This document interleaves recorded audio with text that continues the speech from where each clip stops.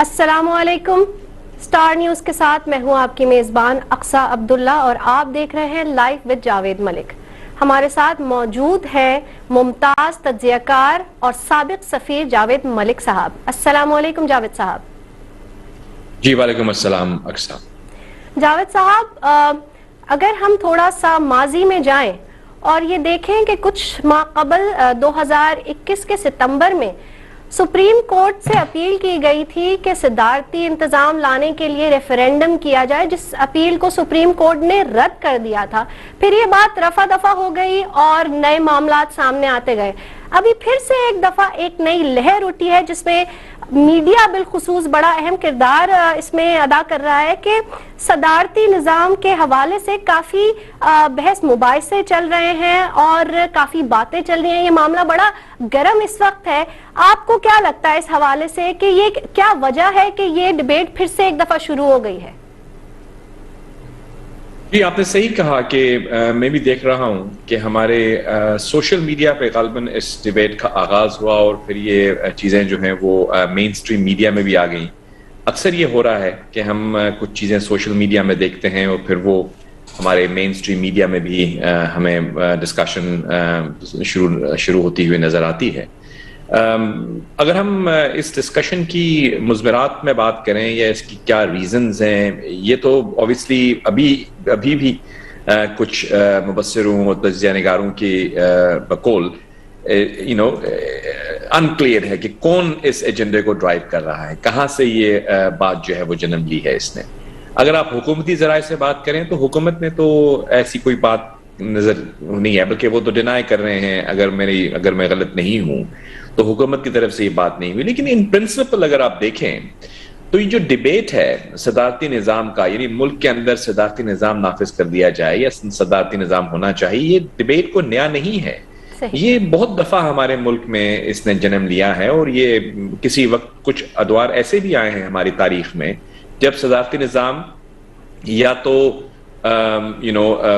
بظاہر نظر آیا ہمیں یا پھر باضابطہ طور پر نظر آیا. اگر آپ دیکھتے ہیں کہ 47 میں جب ہمارا ملک آزاد ہوا تو 73 میں ہمارا آئین بنا.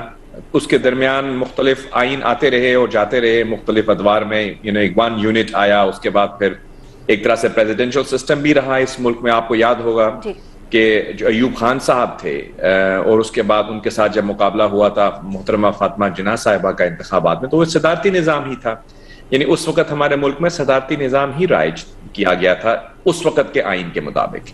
لیکن پھر ہم نے دیکھا کہ وہاں پہ ہمارے بہت سارے جو مفکرین ہیں یا جو ہمارے ویل وشرز ہیں ہمارے ملک کے اندر، وہ دیکھتے آئے کہ کیونکہ ہمارے ملک کا نظام اس طرح کا ہے کہ یہاں پہ پارلیمانی جمہوریت ہی ہوتی ہوئی نظر آتی ہے، کیونکہ ہم ملک کی بقا کے لیے اور ریپرزنٹیشن ہر شخص کو، ہر صوبے کو، ہر طبقے کو ملنے کا جو بہترین طریقہ ہے وہ پارلیمانی جمہوریت ہے. یہ اس وقت کی تھاٹ تھی. اور ہم نے دیکھا کہ جب انفارچونیٹ انسیڈنٹ ہماری ملک کی تاریخ کا سب سے بڑا المیہ جو تھا وہ ہمارے ملک کا 2 لخت ہو جانا تھا. جب ہمارا ملک 2 لخت ہوا 71 میں، اور پھر اس کے بعد جو آپ نے دیکھا کہ جنرل یحییٰ تھے اس وقت، اور پھر ہم نے دیکھا کہ جب بھٹو صاحب تشریف لے کر آئے تو وہ بھی صدر پاکستان تھے. آپ کو یہ جان کے شاید تعجب ہو یا کچھ دیکھنے والوں کو ہو کہ اس وقت بھی صدارتی نظام کے تحت ہی ہمارا ملک چل رہا تھا. تو جب ذوالفقار علی بھٹو صاحب کے حوالے کیا گیا اقتدار تو اس وقت وہ صدر پاکستان بھی بنے اور ہماری ملک کی تاریخ کے پہلے سویلین مارشل لا ایڈمنسٹریٹر بھی بنے. پھر بھٹو صاحب اور ان کے جو رفقا تھے اس وقت کے اندر، ہمارے جو آپ یہ کہہ سکتے ہیں کہ سیاسی افق پر جو اکابرین تھے، انہوں نے سر جوڑ کے یہ بیٹھے اور انہوں نے یہ کہا کہ بھئی یہاں پہ ہمارے ملک کی جو انفارچونیٹ 2 لخت ہونے کے بعد جو لیسنز ہم نے ڈرا کیے، تو اس وقت کے جو اکابرین تھے انہوں نے یہ ایک میں سمجھتا ہوں کہ بہت بڑا کارنامہ بھی ہے ذوالفقار علی بھٹو صاحب کا کہ 73 کے آئین کی جو بنیاد ہے وہ ان کے دور میں رکھی گئی، بلکہ انہی کے دور میں وہ پھر رائج بھی ہوا. اور اس وقت جب یہ 73 کا ہمارا آئین جس کے پیش نظر آج ہمارا ملک چل رہا ہے، یہ اس وقت اس لیے اس کو چوز کیا گیا کہ ہمارے ملک کے اندر جو جتنے بھی صوبے ہیں، جتنے بھی طبقات ہیں، جتنے بھی ہمارے لسانی اور جتنی بھی ہماری ملک میں کمیونٹیز رہتی ہیں، ان سب کی بہترین ریپرزنٹیشن ایک پارلیمانی نظام جمہوریت میں ہی ہوتی ہے. اور پھر ہماری ایک کانسٹیٹیوئنٹ اسمبلی بنی, اور اس کانسٹیٹیوئنٹ اسمبلی نے, جسے ہم کہہ سکتے ہیں کہ آئین ساز اسمبلی, اس نے پورے ملک کی سیاسی قیادت کو, ہماری سیاسی, دینی, تمام جو اس وقت کے سٹیک ہولڈرز تھے, ان کو متحد کیا ایک پیج پر.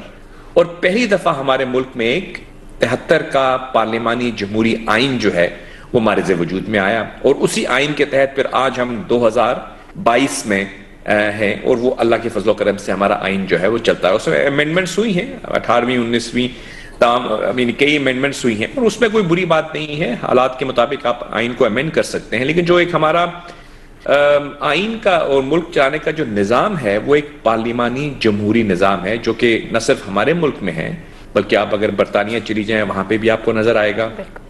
ہمارے پڑوس میں ہندوستان ہے, وہاں پہ بھی پارلیمانی جمہوری نظام ہے. بنگلہ دیش کے اندر بھی پارلیمانی جمہوری نظام ہے. شری لنکا کے اندر تھوڑا مختلف, وہاں پریزیڈنشل سسٹم ہے. تو اب یہ بحث کہ کیا پریزیڈنشل سسٹم بہتر ہے یا پارلیمانی جمہوریت بہتر ہے, یہ تو میری نظر میں ہم نے اس بحث کو 73 میں ختم کر دیا تھا, بیکاز اس وقت تک ہمارے ملک میں صدارتی نظام ہی تھا, اور اس صدارتی نظام کے تحت ہم نے جو ملک چلایا, تو اب اس کے بارے میں ہم کیا بات کریں کہ وہ کوئی اتنی زیادہ ہماری کوئی روشن تاریخ نہیں ہے. ملک دو لخت ہوا, آپ نے دیکھا. تو اب ہم یہ دیکھتے ہیں کہ ایک نظام چل رہا ہے اللہ کے فضل و کرم سے, اس کو دوبارہ سے تبدیل کرنے کی کوئی افواہیں گردش کر رہی ہیں, اور پھر وہ افواہیں جو ہیں آپ نے کہا بالکل مین سٹریم میڈیا میں بھی آ گئیں. تو مجھے تو یہ لگتا ہے کہ پارلیمانی جو نظام ہے وہ چل رہا ہے, اس کو چلتے رہنا چاہیے. ایک جو بحث ہے جو ہمیشہ ہم آپ کو کیا بتائیں, جو لوگ بخوبی واقف ہیں خان صاحب سے اور ان کے ارد گرد موجود لوگوں سے, تو وہ ہمیں یہ بتاتے ہیں کہ کبھی کبھی جب ڈسکشنز ہوتی ہیں کلوز ڈورز کے اندر, وزیر اعظم صاحب جب بیٹھتے ہیں اور جب ڈسکشنز ہوتی ہیں کہ بھئی ہم اس طرح سے ڈیلیور نہیں کر سکے جس طرح سے ہمیں کرنا چاہیے تھا, تو ایک جو وجہ پیش کی جاتی ہے وہ یہ کی جاتی ہے, دیکھیے نا یہاں پہ تو پارلیمانی نظام ہے, ہمارے پاس نمبرز کی کمی ہے, ہم الائز پہ ڈیپینڈ کرنا پڑتا ہے ہم کو, اور جو الائز ہیں وہ ہمیں بلیک میل کرتے ہیں, یہاں مافیاز ہیں, کس طرح سے ہم ان سے جان چھڑائیں, اور ہمیں تو موقع ہی نہیں مل سکتا کیونکہ ہمارے پاس 2/3 میجورٹی نہیں ہے, ہم نے قانون سازی کرنی ہو وہ بھی نہیں کر سکتے, جو الائز ہیں وہ ہمیں بلیک میل کر رہے ہیں. یہ بلیک نمبرز کی گیم ہوتی ہے نا پارلیمانی جمہوریت میں, یعنی آپ کے پاس عددی اکثریت ہوگی تو آپ وزیر اعظم ہیں, آپ کی عددی اکثریت اگر آپ کھو جائیں تو آپ کی حکومت چلی جاتی ہے. تو وہ ان کے سامنے جب ریزنز پیش کی جاتی ہیں تو وہ کہتے ہیں دیکھیے اگر ہمارے ملک میں پریزیڈنشل سسٹم ہوتا تو کیا بات ہوتی, خان صاحب صدر پاکستان ہوتے اور پھر ہمیں بلیک میل ہونے کی ضرورت نہیں تھی کسی کے ساتھ. تو یہ وہ کچھ لوگوں کے بقول اس قسم کی باتیں کی جاتی ہیں, اور لگتا یہ ہے کہ شاید وہی چیز ایک دفعہ سے پبلک میں پھینکی گئی ہے کہ ذرا اس کو فیل کیا جائے, پبلک سینٹیمنٹ دیکھا جائے کہ لوگ کس طرح سے ری ایکٹ کرتے ہیں. اور یہاں پہ میں دیکھ رہا ہوں کہ کچھ تو ایسی کچھ پٹیشنز بھی چل رہی ہیں, جن پٹیشنز پہ یہ لوگ جو ہیں وہ اپنی سپورٹ کا اظہار کر رہے ہیں. ہم نے پہلے بھی بات کی تھی کہ ہمارے میڈیا کے اندر موجود, پہلے تو یہ تھا کہ کچھ صحافیوں کے بارے میں آپ کہہ سکتے تھے کہ ان کا جو ہے وہ جھکاؤ کس طرف ہے. اب تو ہمارے بالکل کھلے انداز میں ہمارے چینلز ہیں جو پتہ چل جاتا ہے کہ کس ایجنڈا کو سپورٹ کر رہے ہیں. تو ہم دیکھ رہے ہیں کہ کچھ ایسے چینلز ہیں جو بھی اس چیز کو پروموٹ کر رہے ہیں زیادہ کہ پریزیڈنشل سسٹم جو ہے اس کے بارے میں پٹیشنز کریں, آپ نظام بدلیں, ملک کی بہتری کے لیے یہی ضروری ہے. تو یہ ڈسکشنز تو ہو رہی ہیں, لیکن یہ وشز ہیں, یہ ان کی شاید خواہشات ہو سکتی ہیں, لیکن پریکٹیکلی اس کو امپلیمنٹ کرنا کیسے ممکن ہے؟ کیا آپ لوگ جو کوئی بھی یہ تجویز پیش کر رہا ہے کہ ملک میں صدارتی نظام لے آئیں, وہ اس کے بارے میں بتائیں کہ وہ کیسے لے آئیں گے, اس کو کیا طریقہ کار اپنائیں گے. کوئی لوگ کہتے ہیں جی نہیں یہاں پہ ایمرجنسی لگا دیں 3 مہینے کے لیے, اور صدر پاکستان جو کرنٹ ہیں ہمارے الوی صاحب یہ کوئی عبوری نظام چلائیں اور جس کے اندر ایمرجنسی کے تحت پھر ملک میں ریفرینڈم کروا دیا جائے اور ریفرینڈم کے ذریعے پھر ایک نظام کی تبدیلی کی جائے. میری ناقص رائے میں نے کچھ قانونی ماہرین سے بھی اس پہ بات کی, میں نہیں سمجھتا کہ ایسا ممکن ہو سکتا ہے, کیونکہ آپ کو آئین کے سٹرکچر کو تبدیل کرنے کی اجازت نہیں ہے. ہماری سپریم کورٹ کے فیصلے موجود ہیں اس کے حوالے سے, جہاں یہ کہا گیا ہے کہ آپ امینڈمنٹ ضرور کر سکتے ہیں لیکن جو آئین کا بنیادی ڈھانچہ ہے, یعنی اس کی وفاقی اور پارلیمانی جو اس کی فنڈامنٹلز ہیں، جس کو کہا جاتا ہے قانونی norm, fundamentals of the constitution, جو بنیادی اصول ہیں ہمارے آئین کے، اس کو نہیں تبدیل کیا جا سکتا. یہ جو ہمارے ہاں سپریم کورٹ کا فیصلہ موجود ہے. لیکن اس کا جواب کچھ لوگ یوں بھی دے رہے ہیں، میں دیکھ رہا ہوں میڈیا میں، کہ وہ یہ کہتے ہیں کہ دیکھیے جب ہم ایمرجنسی کا نظام، ایمرجنسی کا نفاذ کر دیں گے تو پھر یہ آئین اور یہ تمام چیزیں جو ہیں یہ ایک طرف ہو جائیں گی، کیونکہ ایک ایمرجنسی عبوری نظام جو ہے وہ ملک میں آئے گا، اور اس کے تحت پھر ہم جو ہے وہ ریفرینڈم کروا دیں گے. اور ریفرینڈم کروا کے ایسے، میرے خیال میں یہ ممکن بالکل بھی نہیں ہے. اس کے لیے آپ کو کانسٹیٹیوئنٹ اسمبلی بنانی پڑے گی، اور یہ سب چیزیں ہم بحث میں جانا ہی نہیں چاہتے. ہمیں آپ یہ بتائیے کہ اس وقت جو ہمارے ملک میں آلریڈی اتنے مسائل موجود ہیں، یہاں مہنگائی کا مسئلہ ہے، بے روزگاری کا مسئلہ ہے، آپ کی معیشت نہیں سنبھل رہی آپ سے، آپ کی خارجہ پالیسی پہ بہت بڑے بڑے چیلنجز کھڑے ہوئے ہیں، آپ کے خطے کے اندر آپ کی چیلنجز آپ کے سامنے ہیں، یہاں پہ بنیادی جو حقوق ہیں عوام کے، ان کے حوالے سے سوال اٹھائے جا رہے ہیں، یہاں پہ روزگار کے مواقع جو ہیں وہ ان کا فقدان پایا جاتا ہے، یہاں پہ ہیلتھ کیئر جو ہے وہ آپ کی امپروو کرنے کی ضرورت ہے، یہاں پہ آپ کے کانسٹیٹیوشن میں موجود جو اس حکومت کے وعدے ہیں ان کو پورا کرنے کا آپ کے پاس بہت بڑا ایجنڈا موجود ہے. تو کیا ان تمام چیزوں کے ہوتے ہوئے کیا یہ چیز دانش مندی ہوگی کہ ہم ملک کے پارلیمانی جمہوری نظام کو ہی بدلنے کی باتیں شروع کر دیں؟ مطلب یہ اس وقت کا ڈیبیٹ مطلب سمجھ سے بالکل بالاتر ہے کہ یہ کس نے اس کو اگنائٹ کیا ہے اس ڈیبیٹ کو، اور کیا ان کا ایجنڈا ہے، کیا وہ چاہتے ہیں. کیونکہ ہمارے ہاں چیلنجز تو اور ہیں اس وقت جن کو ہم کو ڈیل کرنے کی ضرورت ہے.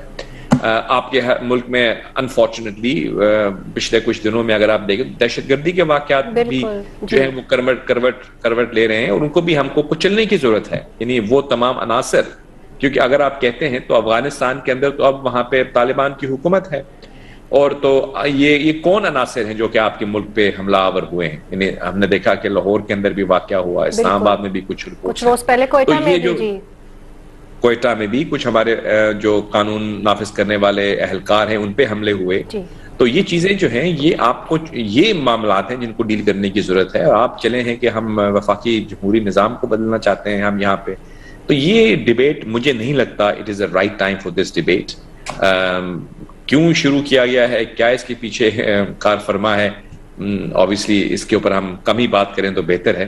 لیکن اگر آپ میرا اس پہ رائے لینا چاہتی ہیں تو میں یہ کہوں گا کہ ایک نظام چل رہا ہے، اس کو چلنے دیں اور آپ باقی چیزوں پر توجہ دیں. پھر جب آپ یہ باقی چیلنجز کو نمٹ لیں گے اور آپ سمجھیں گے کہ آپ نے عوام سے کیے گئے جو وعدے تھے وہ پورے کر دیے ہیں، اور اب آپ کے پاس ایک لیڈرشپ اتنی آپ کی مستحکم ہو چکی ہوگی، اور جب آپ یہ کہہ سکیں گے کہ بھئی دیکھیے میں ایک لیڈر ہوں اور میں نے اپنے پرومسز کو ڈیلیور کیا ہے، اور اب اس جرنی کو مزید اچھا کرنے کے لیے مجھے کچھ آئین میں تبدیلیاں کرنی ضروری ہیں، اور پھر آپ اس سٹیج پہ جا کے اگر کچھ کریں تو پہلے اپنی کریڈیبلٹی تو بلڈ کیجئے.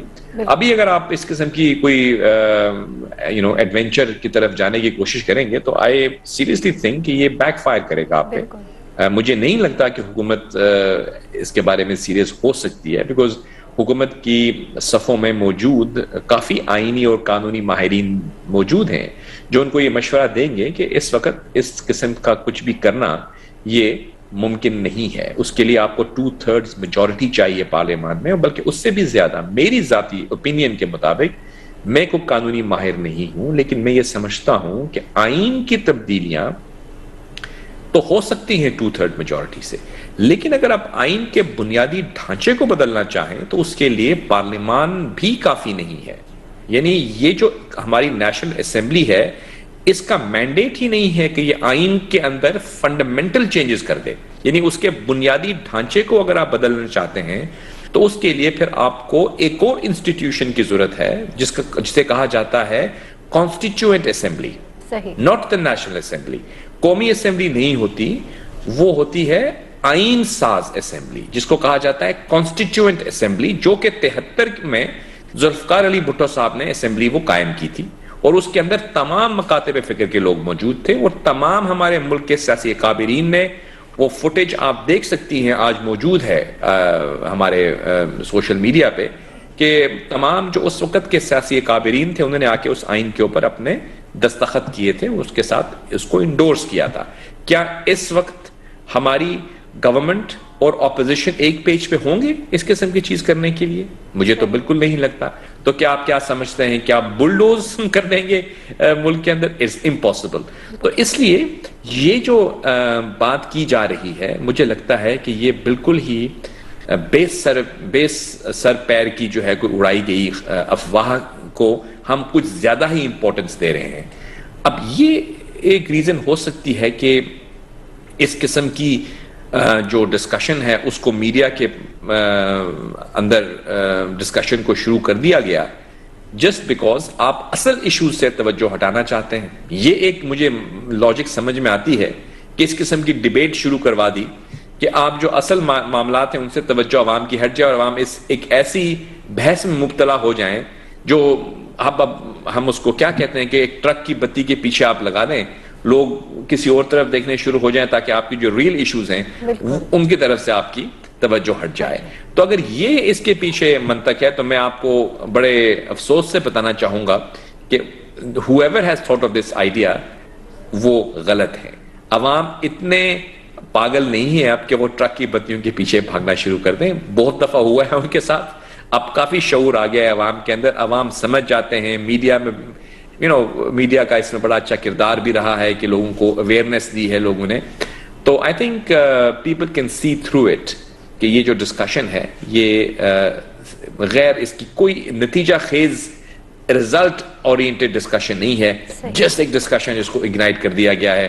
اور انفارچونیٹلی ہم بھی آج اسی پہ بات کرنے پہ مجبور ہو گئے, حالانکہ ہم جانتے ہیں کہ صدارتی نظام جو ہے وہ ملک میں لانے کا یہ طریقہ نہیں ہے کہ آپ ڈیبیٹس کروا دیں یا آپ کوئی, اس کے لیے کانسٹیٹیوئنٹ اسمبلی جب تک نہیں ہوگی تو یہ ممکن نہیں ہے. یہ وہ رائے ہے جو کہ قانونی ماہرین کی ہے, آئینی ماہرین کی ہے, لیکن کچھ لوگ یہ بھی کہتے ہیں کہ کچھ بھی ہو سکتا ہے, اور اگر ایسا کچھ ہو گیا تو پھر obviously we'll have to see.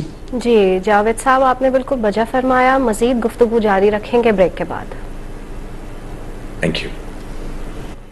G welcome back. ہم بات کر رہے تھے سابق سفیر جاوید ملک صاحب سے, اور ہم اس چیز پر روشنی ڈال رہے تھے کہ پچھلے دنوں سوشل میڈیا پہ بالخصوص جو باتیں گردش کر رہی ہیں, آپ اس کو رومر کہہ لیں, آپ اسے فیلسی کہہ لیں, لیکن کوئی تو قوت, کوئی تو اینٹی ہے جو اس طرح کی باتیں جو ہے وہ جو سامنے لے کے آ رہی ہیں, منظر عام پر آ رہی ہیں.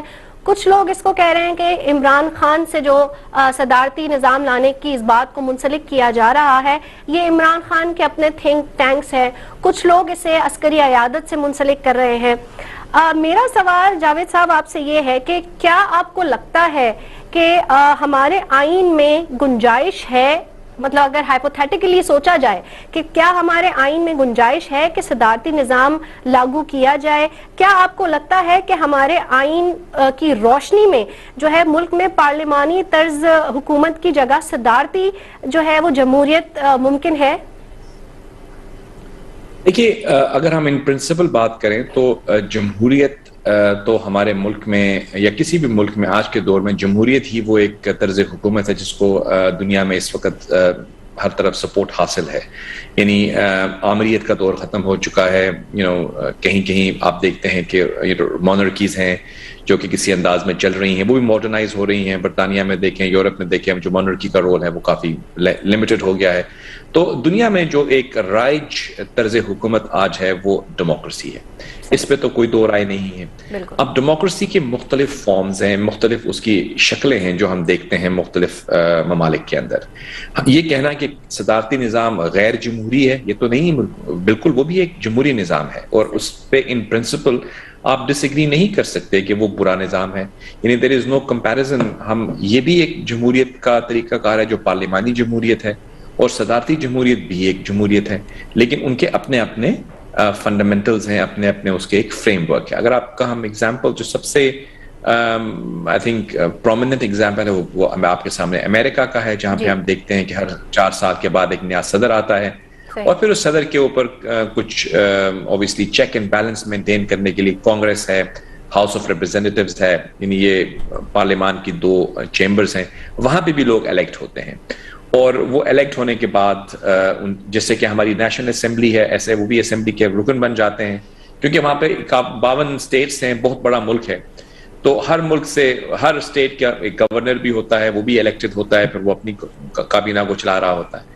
اور جو پارلیمان کے اندر لوگ بیٹھے ہوئے ہوتے ہیں, سینٹ میں, جس کو اب یو ایس سینٹ کہتے ہیں, یہ ہاؤس آف ریپرزینٹیوز ہیں, وہاں بیٹھے ہوئے ہوتے ہیں, تو ان کا کام ہوتا ہے کہ پریزیڈینشل جو گورنمنٹ ہے اس کے اوپر چیک اینڈ بیلنس رکھیں.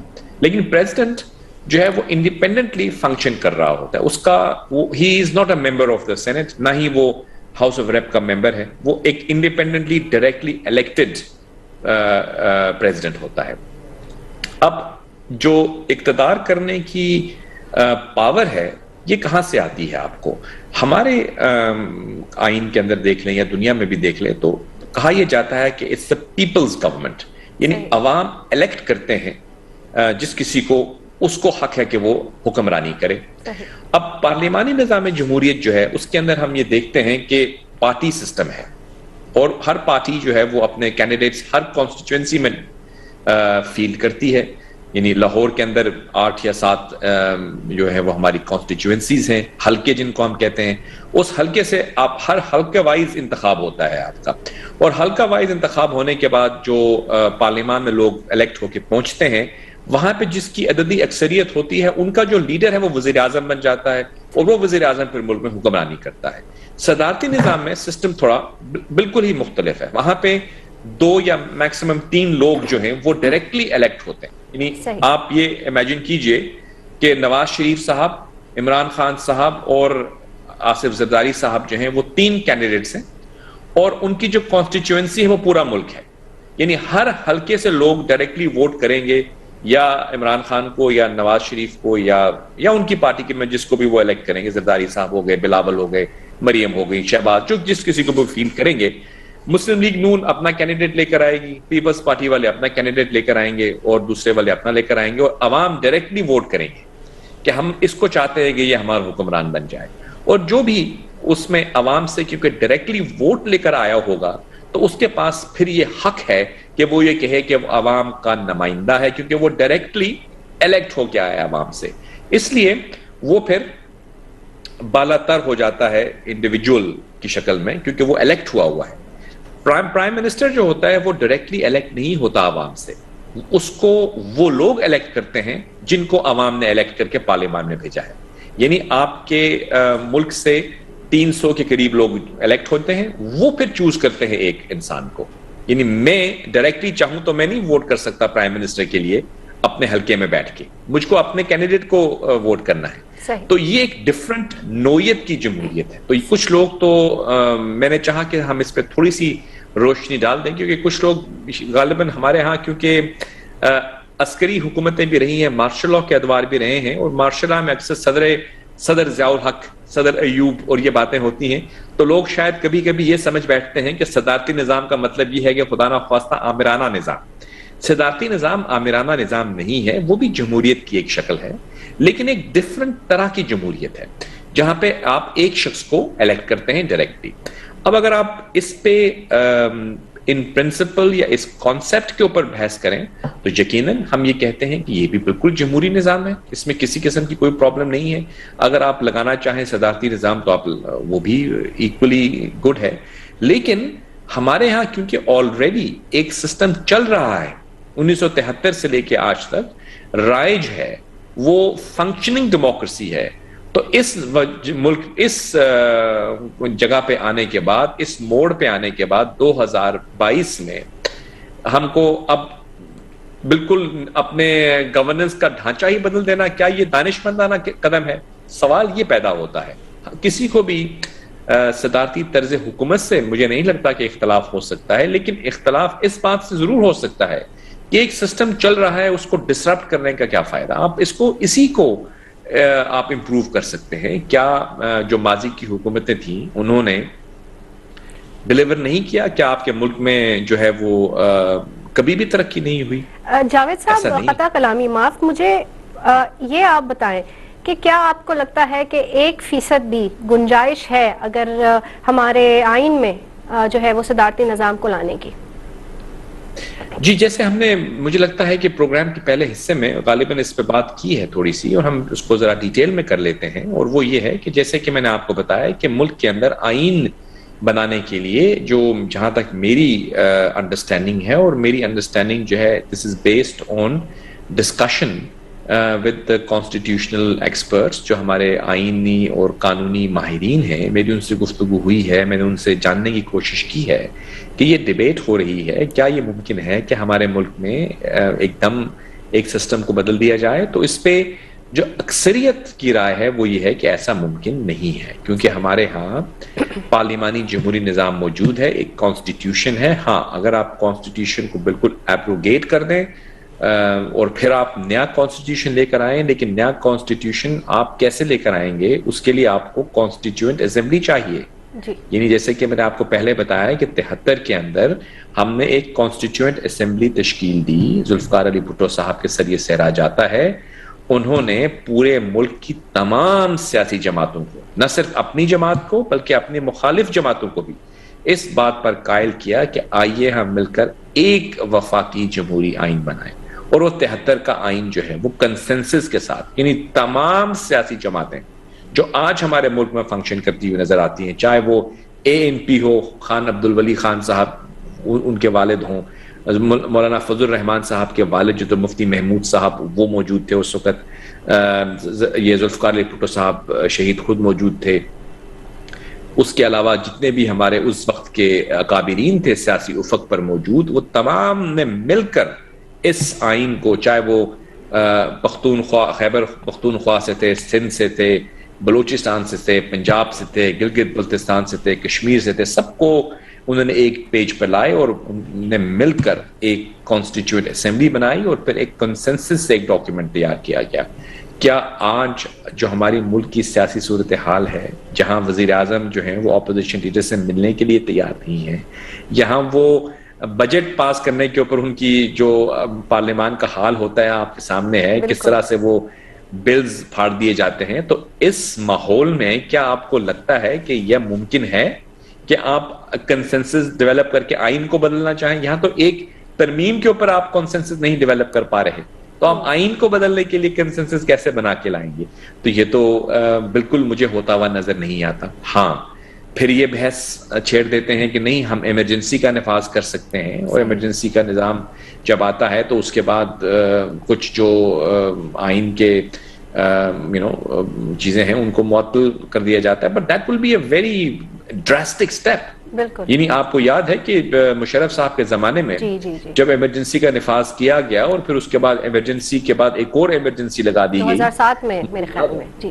جی محترمہ بینظیر بھٹو بھی اس وقت تشریف لے کر آئیں, جب اس وقت بھی ایمرجنسی, بلکہ مجھے یاد ہے بڑے اچھے طریقے سے ہم اس وقت لائیو ٹرانسمیشن کر رہے تھے, تو محترمہ جو تھیں وہ دبئی میں تھیں, میری ان سے ملاقات بھی ہوئی اسی وزٹ پہ دبئی پہ, اور ہم ڈسکشنز ہماری, میں نے ان کا انٹرویو کیا اور اگلے ہی دن ہم نے سنا کہ وہ ہو رہا ہے, تو وہ اپنی ان کا 2-3 دن رکنا تھا انہوں نے, لیکن وہ اوور نائٹ وہ فلائی بیک کر کے چلی گئی, کیونکہ انہوں نے کہا کہ اس ایمرجنسی کا جو نفاذ کر رہے ہیں اس کو ہم نے اپوز کرنا ہے.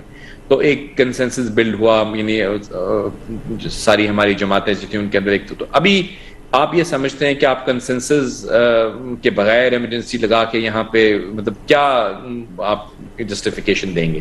اور وہ تو ایک مشرف صاحب جو تھے وہ تو ایک ملٹری بیک گراؤنڈ سے تھے, ان کو کچھ اور حلقوں سے بھی سپورٹ حاصل تھی. یہاں پہ جو آپ کے صورتحال چل رہی ہے, مطلب آپ اپنی پرفارمنس کو دیکھ لیں, اس کے اوپر آپ ایک طرح سے وہ کیا کہتے ہیں ایلوژن ڈالنے کے لیے آپ اگر اس قسم کی کوئی ایڈونچرز کریں گے تو دس آئی ڈونٹ تھنک یہ پریکٹیکلی پاسبل مجھے نظر آتا ہے. ایز اے ڈیبیٹ ہو سکتا ہے, ایک توجہ کو ڈائیورٹ کرنے کے لیے آپ ایک میڈیا کو انگیج کریں. انفارچونیٹلی ہمارے ہاں اب کیا کہیں, ہم اگر کہتے ہیں تو پھر ہمارے دوست ناراض بھی ہو جاتے ہیں میڈیا میں ہمارے, کیونکہ سبھی آلموسٹ دوست ہیں, کوئی ہم سے مطلب ساتھ کام کرتے رہے ہیں, کوئی ویسے بھی دوست ہیں. اب اچھی بات ہے کہ سب کو پلیٹ فارم ہے, وہ باتیں کر رہے ہیں, لیکن دیکھیے میڈیا کا کام بھی مطلب آئی تھنک کہ میڈیا کو مطلب should not be led by the agenda. یہاں پہ مطلب ایک بھیڑ چال تو نہیں ہونی چاہیے کہ بھئی اگر ایک ڈیبیٹ ہو رہی ہے تو آپ بھی سبھی اس کے پیچھے لگ جائیں اور ہر کوئی وہ ڈیبیٹ کرنا شروع کر دے. سب کو یہ علم ہے, ابھی ہمیں دیکھ رہا ہوں کچھ ہمارے جو سیزنڈ تجزیہ کار ہیں، وہ کیونکہ اس چیز کو سمجھتے ہیں تو وہ یہ کہہ رہے ہیں کہ یہ بحث کرنے کا کیا فائدہ، یہ تو ممکن ہی نہیں ہے. لیکن انفارچونیٹلی ہمارے ہاں کچھ ایسے نو مولود قسم کے سوشل میڈیا کے اوپر لوگ بیٹھے ہوئے ہیں جو کہ مطلب اسی ایجنڈا کو پیٹ رہے ہیں اور واٹس ایپ کی ویڈیوز بنا کے آ رہی ہیں، کہیں ٹویٹر پہ جو ہے وہ ٹرینڈ چلائے جا رہے ہیں، کبھی کوئی کیمپینز چل رہی ہیں. اب یہ کیا ہو رہا ہے، کیا مطلب ایجنڈا ہے اس کے پیچھے؟ Honestly it's really confusing, because کوئی بھی اگر سیریس جرنلسٹ اب کسی بھی قانونی ماہر سے یہ بات کر لے اور اس سے پوچھے کہ بھئی یہ ممکن ہے، تو اس کو جواب یہی دے گا کہ یہ ممکن نہیں ہے. تو جو چیز ممکن نہیں ہے اس پہ بحث مباحثہ کیوں ہو رہا ہے، یہ چیز مجھے سمجھ میں نہیں آ رہی. اور بلکہ کسی حد تک افسوس بھی ہوتا ہے کہ ہمارے بہت سینئر لوگ جو ہیں وہ اسی ڈسکشن میں لگے ہوئے ہیں، اور ہم خود کو بھی اس میں شامل کریں گے. ہم بھی مجبور ہو گئے ہیں اس ٹاپک پہ بات کرنے کے لیے. آپ بھی جانتی ہیں، ہم بھی جانتے ہیں کہ صدارتی نظام کا لایا جانا اس کا کچھ ممکن ہے، ہم یہ نہیں کہتے وہ ممکن نہیں ہے، لیکن اس کے لیے جو طریقہ کار ہے مجھے نہیں لگتا کہ ہم اس وقت کی ہماری سیاسی جو انوائرمنٹ ہے وہ اس کی اجازت دیتی ہے. جاوید صاحب، آپ نے بہت واضح یہ بتایا کہ اس وقت بہت اس سے زیادہ اہم مسائل ہیں جن کے اوپر سے ہماری توجہ کو ڈائیورٹ کرنے کی کوشش کی جا رہی ہے. اگر دیکھا جائے تو ہم معاشرتی طور پہ بھی لڑکھڑا رہی ہے یہ قوم، اور سیاسی طور پہ بھی ایک بحران چل رہا ہے، اور بیرونی اور اندرونی خطرات بھی لاحق ہیں اس قوم کو. تو اس ساری صورتحال میں ایک یہ نئی ڈیبیٹ جیسے آپ نے کہا شروع ہو گئی ہے. لیکن اب یہ ڈیبیٹ شروع ہو ہی گئی ہے تو آپ مجھے یہ بتائیں کہ اگر تو اس طرح کا نظام نافذ ہوتا ہے تو عوام کے لیے اس میں یہ عوام کے حق میں ہے یہ فیصلہ، اور کیا عوام کو اس سے کوئی فائدہ ہوگا، یا یہ بھی اگین ایک طرح کا ایک طوفان آ جائے گا اور یہ ایک طرح کا دوبارہ سے عوام کو بھی انسٹیبل کر دے گا؟ اس کے بارے میں آپ بتائیں. انفارچونیٹلی اگر عوام کی رہے ہوتے تو ہمیں ان ڈسکشن میں جانے کی ضرورت ہی نہیں تھی. تمام تر فوکس ہونا چاہیے اس وقت معیشت کو بہتر کرنے کے لیے. صحیح. آپ کے ملک کی معیشت کی جو سچویشن ہے جب تک وہ امپروو نہیں کرے گی، آپ ہمارے تعلیمی نظام کو اس اثر نو کی جو ریکوائرمنٹس اس سے الائن نہیں کریں گے، کیونکہ دیکھیے وہی رٹے رٹائے جو سبق ہمارے بچے پڑھ کے اس وقت گریجویٹ ہو رہے ہیں. آج کی دنیا کی انوائرمنٹ بدل گئی ہے، یہ ٹیکنالوجی اور آئی ٹی کا دور ہے. یہاں پہ ہم نے اب تعلیمی نظام کو موجودہ جو حالات ہیں ان کے ساتھ مطابقت میں ری وزٹ کرنے کی ضرورت ہے. یہاں پہ دنیا کے اندر جو ہم دیکھتے ہیں جو ڈسکشنز ہو رہی ہیں اس وقت، وہ یہ کہہ رہے ہیں کہ آئندہ 20 سالوں میں جو سکولز ہیں وہ اس نوعیت کے رہیں گے ہی نہیں. یعنی یہ جو سکولز آج ہم دیکھتے ہیں، کیونکہ دیکھیے آپ کو یاد ہوگا کہ پہلے لوگ انفارمیشن بیس سٹڈی کرتے تھے، یعنی آپ کے پاس لائبریریز تھیں، آپ پی ایچ ڈی کرتے تھے، آپ ماسٹرز کرتے تھے، اور آپ وہ بہت ساری بکس میں ریسرچ کر کے اپنے پاس ذہنی طور پر آپ اپنے اندر وہ محفوظ کر لیتے تھے. آج کے زمانے میں آپ کے پاس ایک چیز ہے جو کہ ہر کسی کے ہاتھ میں ہے، جس کو کہتے ہیں گوگل. بالکل. آپ نے کوئی بھی انفارمیشن چاہیے آپ 1 سیکنڈ میں اس کو حاصل کر سکتے ہیں. یعنی اگر آپ ایک پی ایچ ڈی کیے ہوئے یا ایک ماسٹرز کیے ہوئے شخص سے بات کریں اور ایک 18 سال کے نوجوان جو کہ اچھے طریقے سے ریسرچ کر سکتا ہے، تو آپ یہ دیکھیں گے کہ دونوں کی انفارمیشن ایک برابر ہے. بالکل. آج کے دور میں ٹھیک ہے. اس سے کیا ثابت ہوتا ہے؟ اب یہ بات ہو سکتا ہے کچھ لوگوں کو سمجھ میں آئے، کچھ کو نہ آئے، لیکن جو دنیا میں اس وقت ایجوکیشن کے ماہر ہیں وہ یہ کہہ رہے ہیں کہ دنیا میں آئندہ 20 سالوں میں یہ جو موجودہ اسکول کا نظام ہے، کالج کا نظام ہے، یہ ختم ہو جائے گا. صحیح. کیونکہ اس ایجوکیشن کی ضرورت ہی نہیں رہی اب، بیکاز انفارمیشن از اویلیبل. پہلے آپ کو جانا پڑتا تھا لائبریری میں، جا کے بک نکالتے تھے، اس میں سے ریسرچ کر کے آپ لے کے آتے تھے. اب آپ کے پاس یہاں پڑا ہوا ہے سب کچھ. بالکل. تو اس لیے آپ کی یہ جو موجودہ حالات ہیں، جو موجودہ آپ کے پاس جس دنیا میں آپ آج رہ رہے ہیں، آپ نے اس کے مطابق اپنے تعلیمی نظام کو کرنا ہے. اگر عوام کی فلاح و بہبود ان کا مقصد ہو تو یہ اس طرف توجہ دیں. بالکل. ان ڈسکشنز پہ بات ہو. ہمارے ملک میں جو ڈیبیٹ ہوتے ہیں وہ اس چیز پہ ہوں کہ آئندہ 20-25 سالوں میں ہمارے تعلیمی نظام کے اندر ہم نے کیا تبدیلیاں لے کر آنی ہے تاکہ ہمارے نوجوان جو گریجویٹ ہوں وہ دنیا کے ساتھ کمپیٹ کر سکیں. بالکل. اس پہ کوئی بحث نہیں کرتا، اس پہ کوئی بات نہیں کرتا. یہاں یہ بحث کر رہے ہیں صدارتی نظام کے اوپر. بھائی یہ مطلب آئی ڈونٹ نو یہ کس دنیا میں ہے.